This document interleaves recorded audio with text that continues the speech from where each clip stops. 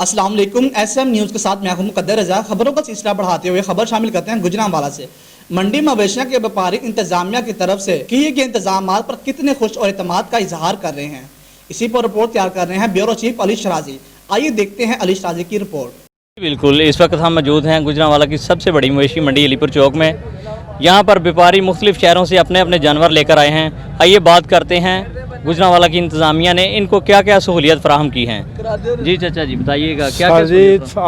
सानू पानी की बड़ी सहूलत है, सानू लाइट की सहूलत है, सानू रात को चौकीदार इन्हें दिता है वही बड़ी सहूलत है। चौकीदार इत्थे हुंदे ने, मुलाजम इत्थे हुंदे ने, सानू कोई प्राइवेट नहीं है, ना पैसे की ना धेले की, जिवें मर्जी असीं लम्मे पे रहिए।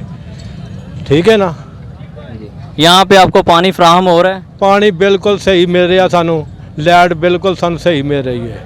जानवरों के चारे के हिसाब से कुछ बताइएगा।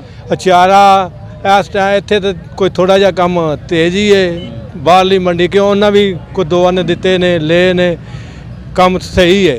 भाजी गल दसा कि सानू जिहड़े ठेकेदार ने बहुत अच्छे ने माशाअल्लाह, सानू हर शहर की सहूलत दी उन्हें। रात को पेरा भी करते हैं, 4 सवेरे मंडी ते फिरते हैं सारे। पानी का इंतजाम अच्छा है, लाइट का इंतजाम अच्छा है, जगह दी है, असीं ते इंज बैठे जिवें अपने घर बैठे हैं। ठीक हो गया। एक पर्ची है, पर्ची जिहड़ी है वो फ्री है। ठीक हो गया। ए चोरी के जानवर तो परहेज है, ना कोई चोरी का वेच सकता ना कोई लै सकता है। असीं डेरा ला के बैठे हैं जी अपने घर बैठे ते असीं शुक्रगुजार हाँ जिहड़े इंतजामिया ने बहुत अच्छे जी ने।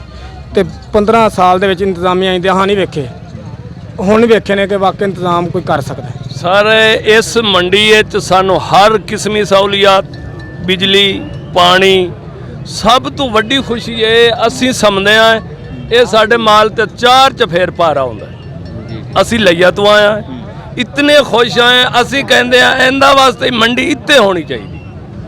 हकीकत सानू हर किस्म की सहूलियत, किसी किस्म की तकलीफ सानू नहीं होई ठेकेदार वाल। असीं उत्ते बड़े खुश जी ठीक है। ते असीं इंदा वास्ते कहंदे आ भी मंडी इत्ते होनी चाहिए।